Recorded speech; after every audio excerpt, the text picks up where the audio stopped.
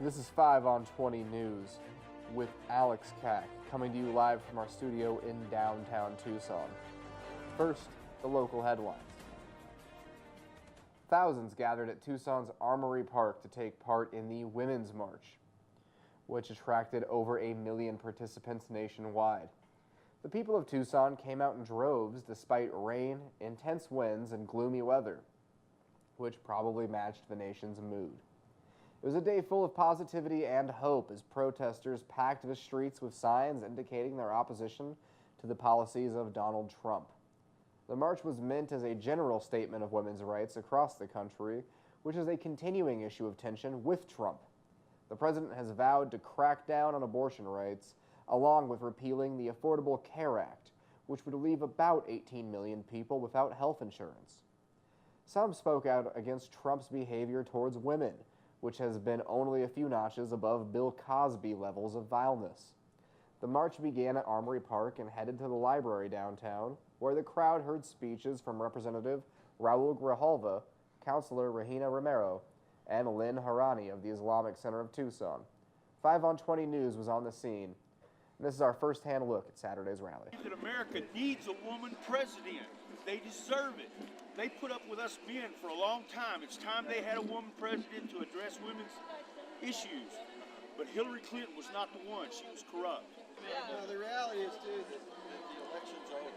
Trump is our president. Yeah, and now it's not about Hillary anymore. Yeah. Hillary's it's over. By inviting the women of this community and their allies to this march, you've made a statement that's so important, not only here in Tucson and in southern Arizona, but across the country. I stand here to make sure that all of you, your energy, your love, your kindness, your passion continues from today. Today is only the beginning. Today is only the beginning of the resistance.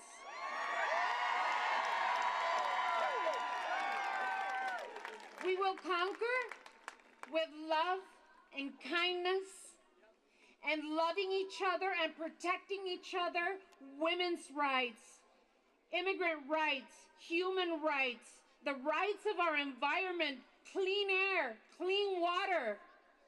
Those the least amongst us, we will stand together side by side to protect the rights of human beings and our planet, La Madre Tierra.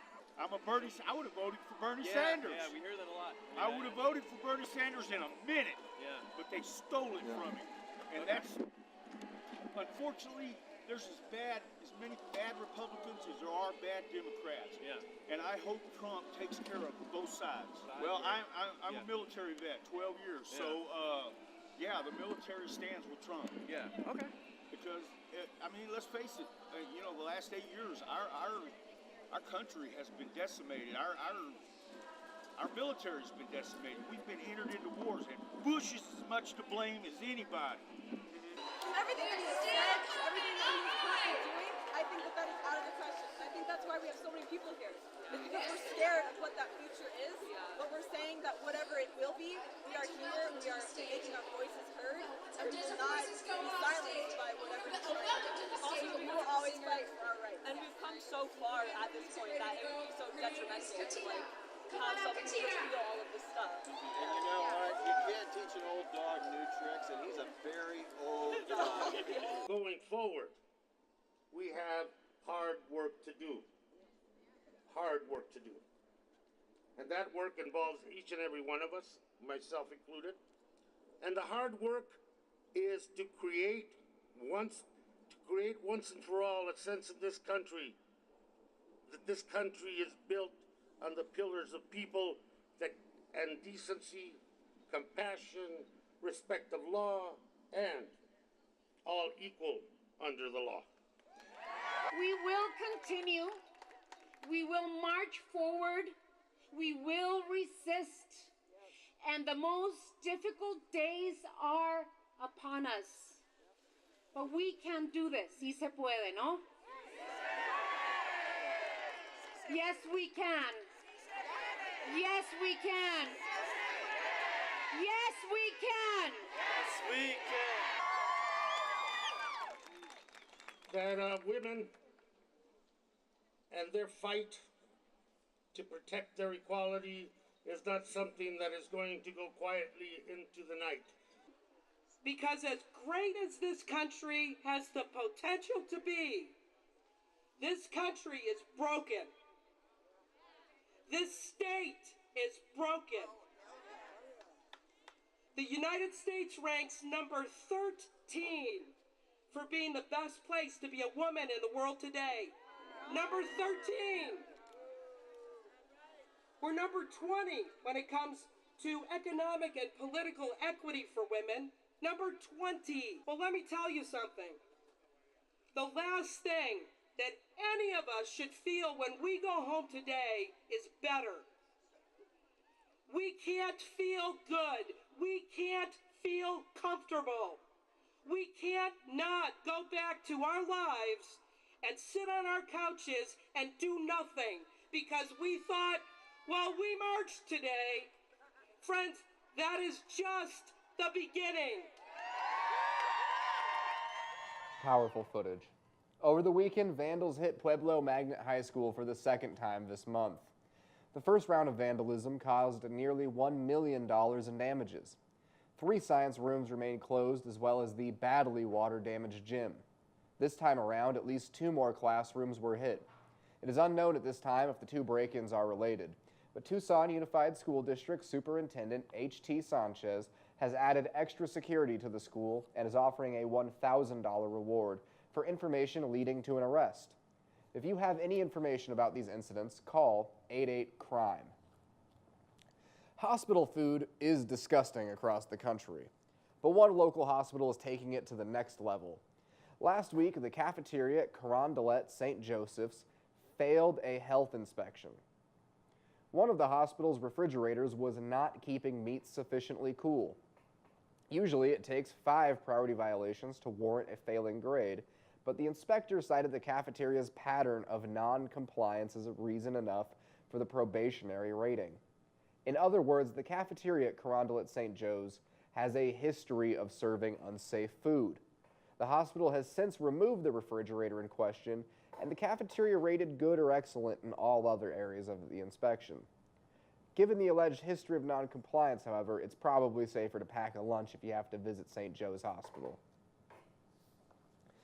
Tucson was partying like it was 1934 this past weekend.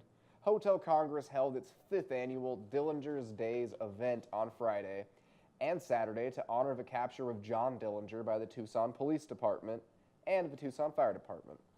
While Trump was in Washington, D.C. spouting 1930s isolationist ideals, event attendees embraced 1930s aesthetics. Cars from the era lined the street, women dressed like flappers, and men came decked out in 3-piece suits with bowler hats. Saturday saw a reenactment of the Notorious Gangster's capture, which took place on January 22, 1934. The Hotel Congress building was added to the National Historic Register in 2003, and all proceeds went to the Greater Tucson Fire Foundation. And if you're a fan of horror movies and not a big devotee of sleep, the Loft Cinema has just the event for you. This Saturday, the popular nonprofit theater is holding an all-night Scream-a-rama. From 7 p.m. to 7 a.m., the theater will play host to 7 classic horror movies, as well as short films, trailers, drink specials, trivia, and prizes. Tickets are $13 in advance and $15 on the day of the show. For more information, visit loftcinema.org. And now, in national and international news. The 2017 presidential inauguration was an embarrassment on many levels. Trump blatantly stole the cake design from Obama. He stole the America First slogan from former KKK Imperial Wizard David Duke, and even stole a Bible from Abraham Lincoln. But the most embarrassing facet of the event has to be the response to the low turnout for Trump.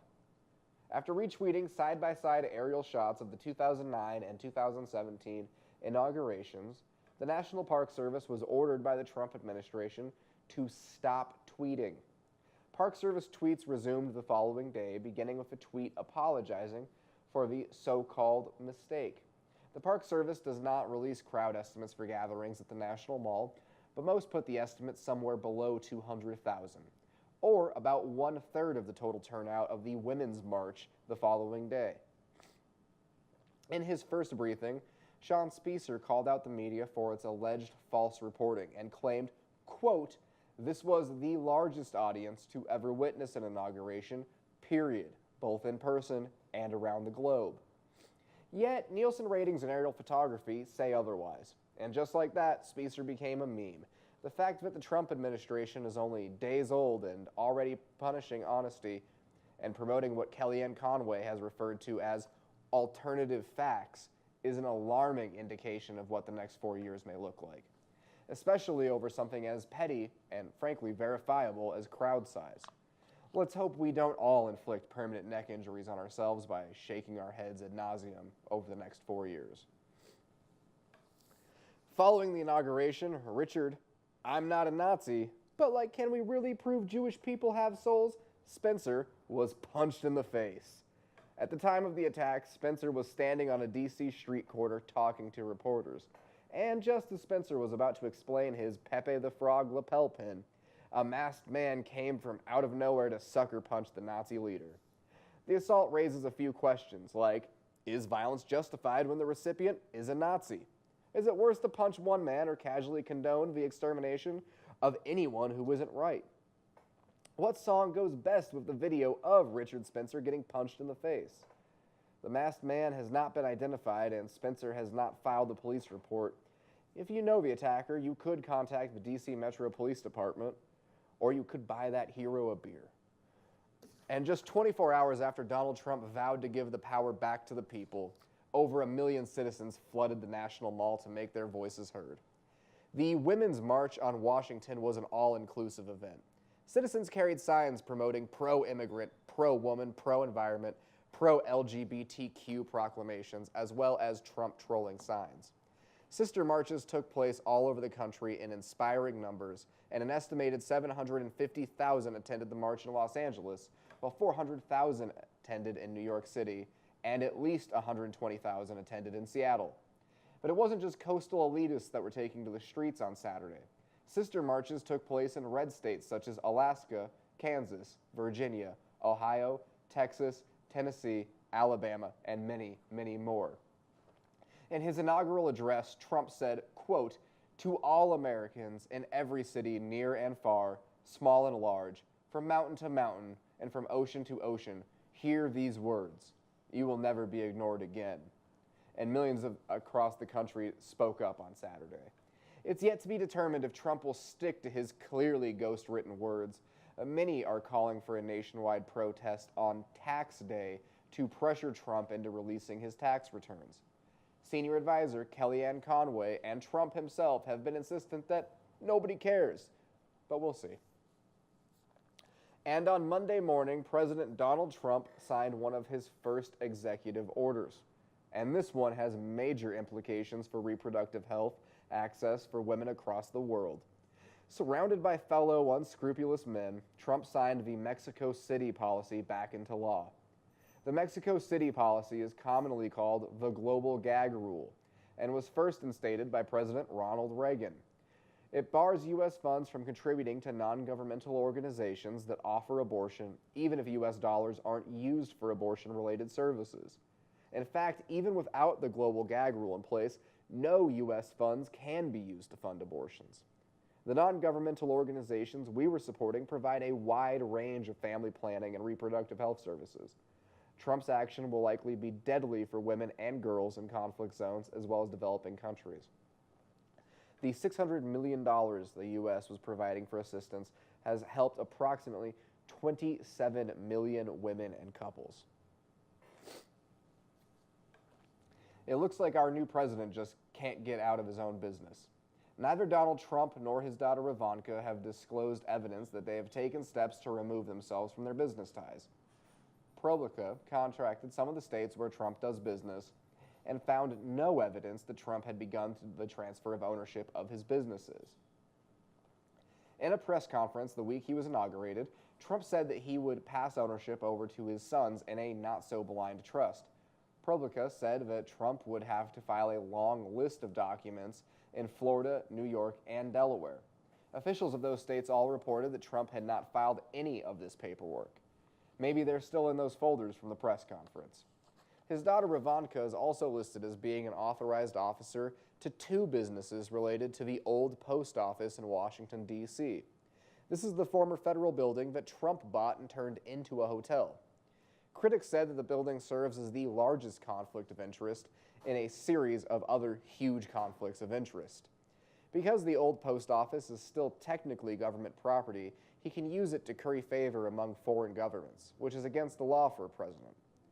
When pressed about the issue, Trump said that, unfortunately, his business is under audit and he loves you tremendously. Plus, it's all fake news. The Republicans may finally have a plan to replace the Affordable Care Act, and if the plan is to be believed, it's nothing new. Kellyanne Conway was one of Donald Trump's counselors, revealed some aspects of the plan on NBC's Sunday Today show on Sunday. She said that replacement law turned Medicaid, the state-run health insurance program for the poor, into a block grant program. This would mean that the federal government would give each state money to decide how the program will be run. Currently, Medicaid has an open-ended funding stream, meaning that it is funded according to a state's need. With a block grant system, states will only receive a particular amount of money and will be forced to make Medicaid work with potentially less funding. Conservatives have long hailed block grants as a way to cut Medicaid costs, but critics say that block grants often lead to less care in the long run. Edwin Park, Vice President of Health Policy at the Center for Budget and Policy Priorities, said that the system would threaten benefits for tens of millions of low-income families. Conway didn't elaborate further on the block grant program, but it could be one of 2 scenarios. In one scenario, the federal government would give states one lump sum, which would increase when the economy is bad to cover the increase in people who need Medicaid. In the second scenario, the fixed sum would grow with inflation. This could be the doomsday scenario for some because inflation grows much slower than healthcare costs. Also on the program, Conway reiterated that everyone in the country will be insured, although she didn't specify how this would be done. One idea floated around is simply changing the definition of the word insurance to mean anyone that possesses a beating heart. Oh, now Trump's gone and done it. He pissed off WikiLeaks. The government leaks website was alienated by the news that the president would not reveal his tax returns. The organization tweeted that Trump's breach of promise over the release of his tax returns is even more gratuitous than Clinton concealing her Goldman Sachs transcript. WikiLeaks then asked for someone to hunt down Trump's tax returns, putting the president in the crosshairs of some guy on a bed with a laptop somewhere. The statement comes at an interesting time. WikiLeaks attracted surprising support from Trump and the Republicans for their release of hacked emails. Julian Assange, founder of WikiLeaks, also defended Trump over the controversial dossier connecting Trump and Russia. But now it looks as though Trump has lost yet another ally. If things continue this way, in 2 months, Trump's only supporters will be Gene Simmons and Pepe the Frog. Severe weather has caused the death of at least 18 people and has injured 23 in southeast Georgia. Governor Nathan Deal issued a state of emergency on Sunday for 7 counties in the state. The damage came from overnight tornadoes on Sunday that carried winds above 136 miles per hour. Storms also ripped through Alabama, Louisiana, and Texas over the weekend. Although no deaths were recorded so far, Donald Trump addressed the issue Sunday morning as part of his swearing-in ceremony. He said that he offered his sincere condolences and said that the people of Georgia suffered greatly. When asked if he would visit the affected areas, Trump said that unfortunately he wouldn't be able to fit it into his schedule. He then went home to tweet about the attendance of the pre-inauguration Toby Keith concert. And Israel is moving forward with its plans to build settlements in the contested city of Jerusalem. Jerusalem's City Hall approved the construction of 566 new homes in the eastern part of the city. The decision comes soon after the inauguration of Donald Trump, who has pledged complete support for Israel. Prime Minister Benjamin Netanyahu has delayed settlement construction after the UN dubbed the plan illegal. The Obama administration was criticized by Israel for not stopping the UN vote in which the U.S. abstained. But now that Trump is in the White House, Israel has free rein to expand settlements. Jerusalem is divided by Israelis and Palestinians, who both lay claim to the land. Obama had long sought for a two-state resolution to solve the conflict, but hopes were dashed when a certain little orange fella crashed the party. Trump is expected to meet with Netanyahu sometime in February to discuss further destabilizing the Middle East. This was Alex Kack for 5 on 20 News. Next up, Sean sees dead people.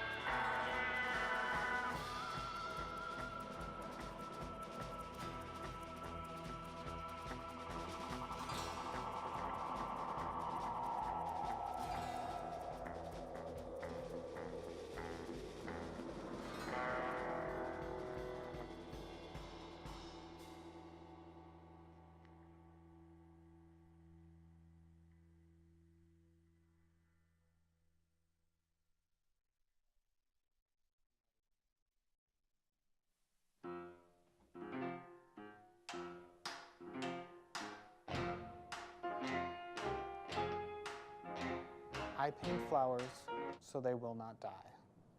Frida Kahlo said that. Let's get surreal, let's get experimental, let's get expressive. For the second week in a row, I'll be talking art. All 3 of these men died from diseases of the heart. Let's go. On this day in 1944, the Norwegian painter Edvard Munch died at the age of 80 from pneumonia and cardiovascular disease. You may know him by his famous painting, The Scream. You may also know him by another painting called The Sick Child. This painting was likely an allusion to his childhood, which saw the loss of his mother to tuberculosis, the death of his favorite sister shortly thereafter, also to tuberculosis, and cloistered winters due to his own frequent sickness. Edvard's father exposed his children to ghost stories, in addition to the spooky stories of American writer Edgar Allan Poe. Despite Munch's father being a dedicated one, his strictly observed Christianity often overshadowed his affection. This dichotomy could easily account for Munch's exploration of some of the darker sides of psychology, later exhibited in many of his works, especially The Scream. The international, often primitive brushstrokes spoke to much of the anxious tendencies of the human psyche. That work, like this and inspired by this, would later be dubbed Expressionism. If you didn't already know, Nazi Germany and Hitler himself crusaded against modern expressionistic art.